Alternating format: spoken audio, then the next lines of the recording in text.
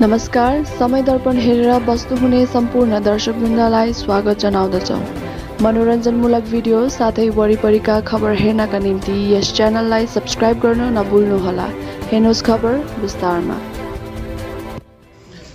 आज 15/12/2021 को दिनमा विशेष गरी यहाँ माथि जिएनएलएफ सेन्ट्रल पार्टी अफिसमा तपाईहरुलाई पत्रकार समूहलाई र दार्जिलिङको सम्पूर्ण र तपाईहरुको च्यानल मार्फत जति पनि श्रोताहरु हुनुहुन्छ, दर्शक हुनुहुन्छ, उहाँलाई एउटा न्यानो अभिवादन गर्दै विशेष गरी मसँग आज हुनुहुन्छ दार्जिलिङ ब्रान्चका हाम्रा अध्यक्ष ब्रान्च प्रेसिडेन्ट एमजी सुब्बा साहब र विशेष गरी आज के थियो भने यसै कुनै एउटा ओकेजन त हैन, तर आज विशेष गरी यो लोकसभामा अनस्टार्ट क्वेशन नम्बर 2737 लाई लिएर जुन प्रकारले मिनिस्ट्री अफ होम अफेयर्सलाई कांग्रेस एमपी गौरव गोगोईले, आसामको गौरव गोगोईले यो अनस्टार्ट क्वेशन पुटअप गरेको थियो र त्यसको जवाबमा मिनिस्ट्री अफ होम अफेयर्सबाट minister of home state minister Shri Nityanand राईले जुन जवाब दिनुभएको छ in the floor of the parliament, यो पार्लियामेन्ट्री आन्सर हो। भारतको सर्वोच्च जग्गा है, अब न्यायालयमा सर्वोच्च न्यायालय भन्छ सुप्रिम कोर्ट र राजनीतिक न्यायालयहरुमा चाहिँ सबभन्दा ठुलो हाम्रो पोलिटिकलमा चाहिँ लेजिस्लेटिभ भन्छ, लेजिस्लेटिभमा चाहिँ सबभन्दा ठुलो चाहिँ इन्डियन पार्लियामेन्ट हो। यो आरटीआई रिपोर्ट पनि हैन, इन्डियन पार्लियामेन्टमा गभर्नमेन्ट अफ इन्डियाले दिएको जवाब है, बीजेपीको हैन। एउटा याद राख्नुस्, यो बीजेपीको जवाब हैन, बीजेपीको म्यानिफेस्टोको कुरा हैन, र इन्डियन पार्लियामेन्टमा गभर्नमेन्ट अफ इन्डियाले दिएको जवाब हो। उहाँको चारवटा क्वेशन छ र उहाँले सायद हाम्रै कोही अभिभावकले, शुभचिन्तकहरूले अब हुनु सक्छ त्यसमा अन्य राजनीति, हामीलाई त थाहा छ यो कसले फ्रेम गरेको क्वेशन हो, दिल्लीतिर छ यो व्यक्तिहरू, यहाँ के भएको छ। यो चाहिँ अब दुईटा पक्ष हुन्छ कुनै पनि चिजमा, राजनीतिमा दुई पक्ष हुन्छ। एउटा त अब राम्रै हो, यो राम्रै अब हुनु त हामीलाई अलिकति यो जसले वार्ता गरिरहेको छ स्टेक होल्डर्सहरूले गरिरहेको छ, हामीलाई अलिकति तल देखाउनु कि अभियस भइसकेको थियो उनीहरू कि गभर्नमेन्ट अफ इन्डियाबाट यस्तो जवाब आउँदैन, यो लेखेर दिनु सक्दैन, हामीलाई एउटा फल्स पोजिसनमा बनाउनको लागि उहाँले जवाब उनीहरूले हालेको थियो। गौरव गोगोई चाहिँ एउटा माध्यम मात्र हो, नभए एउटा आसामको एमपी जसको बाबुको समयमा 3 चोटि उहाँ चिफ मिनिस्टर भएको आसाममा गोर्खाहरूको लागि डाक लजहरू पास गर्ने, गोर्खाको लागि आसाममा है 1 इन्चीको काम पनि नगर्ने, आज अचानक गोर्खाको हितैषी भएर यसरी किन गर्यो। र यो क्वेशन हाल्ने बित्तिकै यहाँ कतिजना हाम्रो सो कल्ड इन्टेलेक्चुअलहरू, रियाक्सनरिजहरू, गोर्खाल्यान्डको विरोधी, पीपीएसको विरोधी, जिटिएतिर राल चुहाउनेहरू, यिनीहरू उफ्रेको थियो। यिनीहरूको समूहले राजुलाई 0, गौरव गोगोईलाई हिरो भन्दै थियो। तर जस्तै गभर्नमेन्ट अफ इन्डियाको जवाब आयो, राजु बन गया जेन्टलम्यान, अरू के भयो, सोध्नेहरू नै 0 भयो।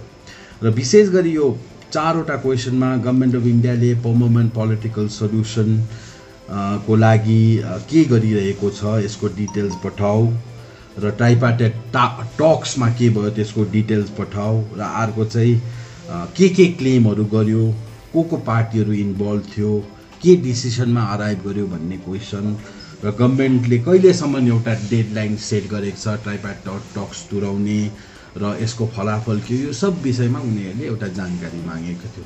एउटा संक्षिप्तमा एउटा गभर्नमेन्ट अफ इन्डियाको तर्फबाट, मिनिस्ट्री अफ होम अफेयर्सको तर्फबाट जवाब आयो। जवाब म तपाईहरुलाई पढाएर बताउँछु। ए र ई सम्मको क्वेशन, ABCD को संक्षिप्त एउटै क्वेशन छ by the government of India. The all-round development of Gorkhas, including those living in West Bengal, is one of the top priorities of the government. In a meeting with the representatives of the Gorkhas on 12/10/2021, it was mentioned that the aspiration of the people would be made within the constitutional framework and in consultation with the government of West Bengal. यति कुरोहरु लुकेको छ।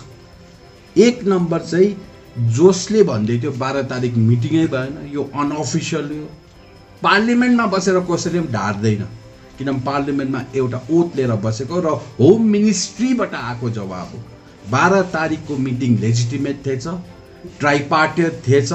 12 तारिकको मिटिङमा पिपिएसको कुरा भएको थिएछ, हाम्रो गोर्खाको एस्पिरेसनको कुरा भएको छ भनेर 1 नम्बर यो चिठीले प्रमाण गर्छ। अब विपक्षी साथीहरूको हामीमाथि उयो गर्नेहरूको है उनीहरूको कुनै स्कोप रहेन र अब यिनीहरू घरमा बसेर हैन किबोर्ड किङ बनेर आफ्नो आफ्नो मन्तव्य वान साइडेड ओपिनियन कसैको ह्यान्डसम प्याकेज थापेर त्यो दिने मिलेन। अहिले त्यो ह्यान्डसम प्याकेज थाप्नेहरूको त टिचरमा पनि नाम आएको छ भनेर सुन्दैछु कतिजनाको, त्यो पनि जाँच हुँदै त माने भन्ज्याङतिर अरू पनि छ समूह र यसमा अलिकति एड गरिदिएको र overall development of the Gorkhas including those living in West Bengal is one of the top priorities of the government, not BJP, of the government of India को आज top most priority हो भन्दैछ। त्यो एउटा शुभ संकेत हो। In a meeting with the representatives of Gorkhas, it was mentioned that the aspiration of the people भने के हो? जनताको आकांक्षा। हाम्रो एस्पिरेसन के छ तोसमा? यहाँको जनताको एस्पिरेसन के छ? म्युनिसिपालिटीमा कलको पानी आउनुपर्छ भन्ने।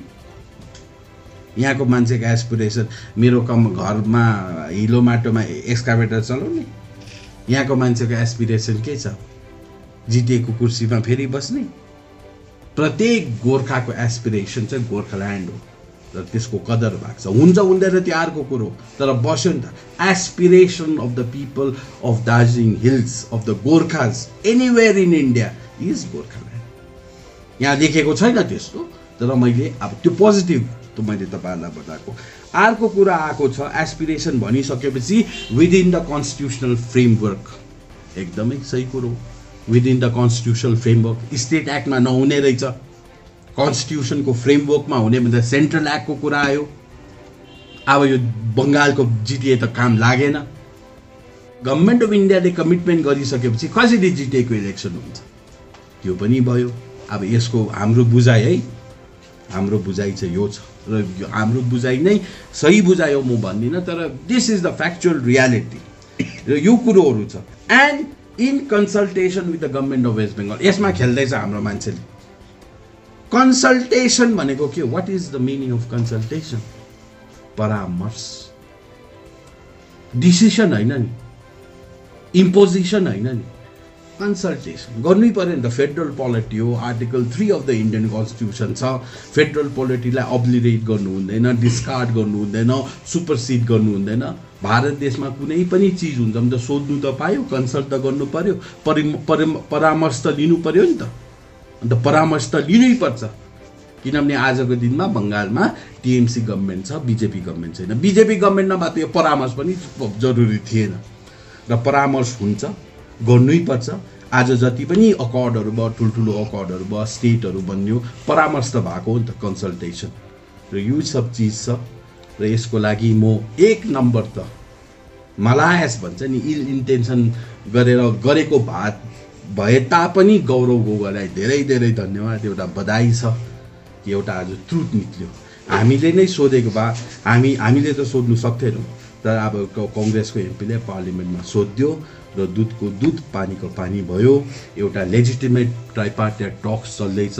गभर्मेन्ट अफ इन्डिया सिन्सियर छ, बिजेपी होइन नि, गभर्मेन्ट अफ इन्डियाको एउटा पोलिटिकल कमिटमेन्ट हो कि गोर्खाको top most priority overall development, one of all round development भनेको धेरै कुरा आउँछ है। अल राउन्ड डेभलपमेन्टमा बुझ्नुपर्छ र यो लेजिटिमेसी अफ द तपाईँको मिटिङ पनि एउटा कायम राखिदियो र कन्स्टिट्युसनल फ्रेमवर्क भनेर एउटा सेन्ट्रल एक्टको कुराहरू पनि छ। एउटा ठुलो चिजको एउटा सङ्केत पनि दिएको छ र कन्सल्टेसन अफ गभर्मेन्ट, किनभने कन्सल्टेसन त हुन्छ, कन्सल्ट त गर्नु पर्यो चिफ मिनिस्टरलाई के हो कसो। र यो एकदमै हामीले चाहिँ राम्रो बुझेको छौँ, सबैले राम्रो बुझिदिनु।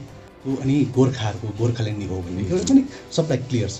तर यो विषय लिएर आजसम्म यो गोर्खाल्यान्ड उच्चारण गर्नुमा नगर्नुमा के बाध्यता छ जस्तो लाग्छ त? बाध्य छैन होइन, मैले त जो दिदीको साडी मुनि लुकेको छ होइन, मैले तपाईँले जो अहिले तपाईँको हामीले एस्पिरेसनको कुरा राख्यौँ नि त। हजुर। गोरा निमुको अध्यक्ष दावा पाटिलले गोर्खाका एस्पिरेसनको कुरा राख्यो। सिपिआरएमको दिग्गज गोर्खा राजनीतिको विश्वपितामा मानिने आरबी राईले गोर्खा एस्पिरेसनको कुरा राख्यो। हाम्रो अधिवक्ता एवं गोर्खा लिगको नेता प्रताप खातीले गोर्खा एस्पिरेसनको कुरा राख्यो। गोर्खा राष्ट्रिय मुक्ति मोर्चाको प्रिन्सिपल पार्टिसिपेसन अध्यक्ष महन घिसिङले गोर्खा एस्पिरेसनकै कुरा राख्यो। तपाईँहरूको अब अरू अन्य दल विकास राईजीले पनि गोर्खा एस्पिरेसनकै कुरा राख्यो। राजु विष्टजीले त झन् गोर्खा एस्पिरेसनकै कुरा गर्यो। मैले पनि गोर्खा एस्पिरेसनको कुरा गरेँ। गोर्खा एस्पिरेसनको कुरा राख्नु त पायो नि त। सुनवाईमा त हामीले आफ्नो पक्ष राख्नु पायो र हामीले त्यो भन्यौँ। अर्को कुरो जो म आज पनि स्पष्ट छैन, जस्तो अब यो गोर्खाल्यान्डको जो इस्यु छ यो त सेन्ट्रल इस्यु हो। जब यो सेन्ट्रल इस्यु बारे सेन्ट्रल गभर्मेन्टले विगत सङ्घीय ढाँचाको कुरा हुन्छ, किनभने त्यति बेला जुन प्रकारमा उनीहरू स्टेटहरू बन्यो त्यो सिचुएसन र अहिलेको सिचुएसन मिल्दैन। यो बङ्गाल हो, यो बङ्गालभित्रको व्यवस्था हो। बङ्गाल कडा सरकार छ यहाँनिर होइन। लालु यादवलाई जेलमा हालेर कुन प्रकारले उहाँले त्यो गरेको थियो त्यो अर्कै स्टोरी नै छ, त्यो हिस्ट्री हो है। तेलङ्गानाको के परिप्रेक्ष्य थियो, तेलङ्गानालाई कुन स्थितिमा अब 19वटा एमपी 108 जना एमएलए भएको जग्गा र तपाईँको आधा एमपी र 3 जग्गा एमएलएको कुरा पनि यो ढाँचामा यो मोडमा यतिको स्थितिमा पुग्नु तपाईँले आफै अध्ययन गरेर हेर्नुहोस्। उको हात्तीले 10 किलो उचालेर कमिलाले 1 किलो उचाल्नुमा अन्तर छ नि। हात्ती र हामीसँग कम्पेयर नगर्नुहोस् न। एस्पिरेसनको कुरा तर रियलिस्टिक एस्पिरेसनको कुरा गर्नुहोस् न। म के हो र उनीहरू के थियो है, त्यो सन्दर्भमा मिल्नुपर्छ। हामी धेरै अल्झिएको, धेरै लन्डिएको, धेरै गुमिएको। हाम्रै जातिभित्र विभीषणहरू छ, हाम्रै जातिभित्र दुशासनहरू छ, हाम्रै जातिभित्र गद्दारहरू छ। उनीहरूको जातिमा जन्मेनन्, उनीहरूको जातिमा विरोधीहरू जन्मेन, विद्रोहहरू जन्मेन। अब अरू आफ्नै किन दिनु। अब भौगोलिक स्थितिमा, जियो पोलिटिक्समा पनि, भौगोलिक स्थितिमा पनि, स्ट्राटेजिकल लोकेसनहरूमा पनि, इतिहासमा पनि हामी धेरै हेपिएको, धेरै कमजोरी मानिन्छौँ र भा पनि यतिको पुगिरहेको छ। अब के छ सङ्घीय ढाँचा? अब सङ्घीय ढाँचा छैन, गर्नु पर्दैन, त्यत्तिकै स्टेलमेट भइरहन्छ। यही स्थिति झन् बददेखि बदतर हुन्छ। झन् बङ्गालको इन्टरफेरेन्स बढ्दै जान्छ। झन् तपाईँ र मलाई जिल्लामा, अर्डिनेरी जिल्लामा कन्भर्ट गर्ने यिनीहरूको षड्यन्त्र छ। बङ्गालदेखि सुभाष घिसिङले बङ्गाललाई टुक्राउनु नसके चर्काउनु त सकेको हो नि त, हिस्टोरिक अकर्डहरू गरेर। अब बिस्तारी बिस्तारी चर्किन्छ नि त होइन। मोहम्मद अब त्यो छ क्या। र यो तपाईँहरूले बुझिदिनुपर्छ। प्रश्नको लागि केवल विद्रोह अब त्यो गर्नु त सजिलो नै छ, तर अब यो जुन कम्प्लेक्सिटी छ त्यस्तै सजिलो भए त सुभाष घिसिङजी हुँदै गोर्खाल्यान्ड ल्याइहाल्ने थियो नि। किन गभर्मेन्ट अफ इन्डिया भन्ने मान्नुहुन्छ? हजुर, स्टेपिङ स्टोन हो एउटा टक्स जुन चाहिँ हुँदैछ यसलाई। राजनीतिमा हरेक चिज पनि स्टेपिङ स्टोन नै को रूपमा मानिन्छ, तर राम्रो चिज हुनु पर्यो है। एक स्टेपदेखि माथि जानेलाई चाहिँ स्टेपिङ स्टोन भनिन्छ। गोर्खा पार्वतीय परिषद, दार्जिलिङ गोर्खा पार्वतीय परिषददेखि 6औं अनुसूचीमा जुन स्टेपिङ स्टोन थियो, तर जिटिए गोर्खा पार्वतीय परिषद भन्दा पनि थोत्रै व्यवस्था। जिटिए आएपछि त्यसलाई स्टेपिङ डाउन भन्छ, स्टेपिङ स्टोन भन्दैन। अगाडि जानु, अगाडि बढ्नु, त्योभन्दा ठुलो दर्जा बढिनु। नायकदेखि हलदार हुनु चाहिँ स्टेपिङ स्टोन हो, हलदारदेखि सुबेदार हुनु चाहिँ स्टेपिङ स्टोन हो। अब सुबेदार मेजरदेखि एकैचोटि ल्यान्ड नायक त्यो त डिभोर्सर हो, त्यो त स्टेपिङ स्टोन हुँदैन। अहिले राम्रो भएको छ, वेलकम गर्नुहुन्छ। एकदमै धेरै धेरै धन्यवाद। राजु विष्टज्यूलाई पनि धन्यवाद, यो जवाब दिनेलाई पनि धन्यवाद, जवाब खोज्ने सोधी माग्नेलाई धन्यवाद, जवाब लेखेर त्यो मान्छेलाई सोध भन्नेलाई झन् धन्यवाद। यहाँ हाम्रोहरू यो नोभेम्बरभित्र गरिने, नोभेम्बर भनेर कसैले पनि भनेको थिएन, आफ्टर दिवाली भनेर भनेको छ। म बारम्बार भन्दैछु यो सजिलो होइन, वार्ताको प्रोसेस चलिरहेको छ। वार्ता भनेको त्यो समाज घरको एजिएम जस्तो होइन, कुनै बार एसोसिएसनको एजिएम, कुनै ट्रक ड्राइभर एसोसिएसनको एजिएम जस्तो होइन। गोर्खाको भाग्य निर्धारणको लागि उहाँहरूले परस्पर संकटमा छ। मिनिस्ट्री अफ होम अफेयर्स परस्पर राज्य, हामी त वी आर रेडी। आज भन्यौँ तर बङ्गाल सरकार पनि आउनु पर्यो उनीहरूले त्यो प्रबन्धमा आयोपछि पो हुन्छ त फैसला। यो साधारण होइन नि। उसले पार्टिसिपेसन, बङ्गाल सरकारले पार्टिसिपेसन गर्नु भनेको दार्जिलिङ पहाडको राजनीतिक टर्निङ पोइन्ट हो, टर्न हुन्छ पोइन्ट। अक्सिजन सप्लाई जसले अब बङ्गालको आइसियुमा बस्दैछ, रालहरू चोर्दैछ, उनीहरू स्पट हुन्छ, स्पट। यो एकातिर यो खारेज गरिनुपर्छ, स्क्राप एउटा नारा तपाईँहरूले हिजोदेखि आरम्भ गर्नु पुरानो नारा हो, हिजोदेखि होइन। अब सिन्स द इन्सेप्सन, जिटिएको इन्सेप्सनदेखि नै हाम्रो कोर्टमा पनि मुद्दाहरू छ। एउटा राजनीतिक प्रोग्राम हो, जिटिए खारिज नभए एउटा चिजलाई नतोडे अर्को नयाँ चिज बनिँदैन।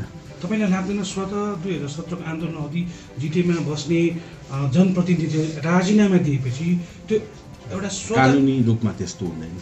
एउटा बडीबाट एउटा हेर्नुहोस् यस्तो हुन्छ कानुनमा कि एउटा बडीलाई एउटा हुनु त चाहे त्यो स्टेट एक्टमै बनिएको बडी होस्, त्यो स्टेट एक्टमा बनिएको बडीलाई अर्को बडीले एउटा नयाँ एक्टले to nullify one act there has to be a new act.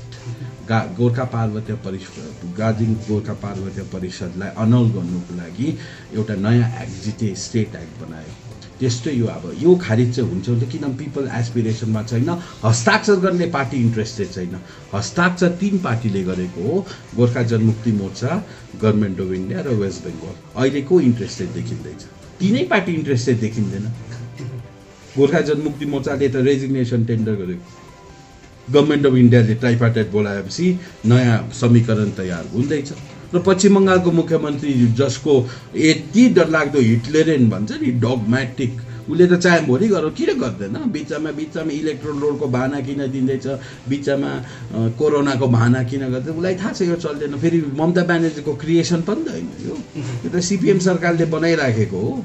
Mamata Banerjee आएर 70 दिनमा कहाँ एउटा एक्ट, एउटा कानुन, एउटा सेटअप बनिदियो? सब कम्युनिस्ट सरकारले बनाइराखेको। ममता ब्यानर्जी हतारमा अब मर्क्युरियल, टेम्परामेन्टल, अब त्यो अलिकति त्यो सोचेन, उसले झट्टै बनाइदियो। अब उसलाई थाहा छ भोलि इलेक्सन गराएको दिन फेरि रिपकसन के हुन्छ, पारमा फेरि आगो लाग्छ। यो एक बारका यही चुनाव परिप्रेक्षमा 1-2वटा दलहरूले राजनीतिक कसरत सुरु गरिसकेका छन्, के भन्न चाहनुहुन्छ?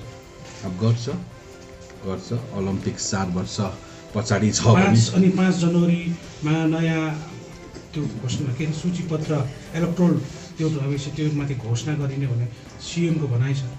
त्यो हुँदैन। सिएमले के भन्छ मैले भने त जिटिए इलेक्सन हुँदैन, कुनै हालतमा हामी गर्नु दिँदैनौँ। त्यसको लागि हाम्रोमा हतियारहरू छ। हतियार भनेको राजनीतिक हतियारहरू, फेरि अर्कै बुझ्ला। त्यसको लागि अब कोर्टमा पनि छ। अब पहिला अब त्यो समय त्यस्तै थियो। अब हामी सर्वोच्च न्यायालयसम्म पनि पुगेर यो केसलाई रिभाइभ गरेर जिटिएमाथि स्टे लगाउने हाम्रो पर्याप्त साधनहरू छ, माध्यमहरू छ, स्रोतहरू छ। अब त्यो हामी प्रयोग गर्छौँ। यो ब्रह्मास्त्र प्रयोग गर्नुपर्छ। हुनु त बाँदरहरूलाई ब्रह्मास्त्र प्रयोग गर्नु पर्दैन, त्यो भइहाल्छ। र जिटिए इलेक्सनमा मैले बारम्बार भने इभन बङ्गालकी मुख्यमन्त्री स्वयं नै इन्ट्रेस्टेड छैन। कम्युनिस्ट पार्टी दार्जिलिङ जिल्ला समितिले पहाडको रूपमा राज्य बजेटको प्रस्ताव पारित गर्यो, यसमा के छ तपाईँको? अब उनीहरूले के पास गरेको चिज चाहिँ इम्प्लिमेन्ट गराउनु नसक्ने, सत्तामा हुँदा अब सत्ता पछाडि उनीहरूले त्यो बेकार हो। त्यसको कुनै औचित्य किन माने हुँदैन, अर्थ लाग्दैन।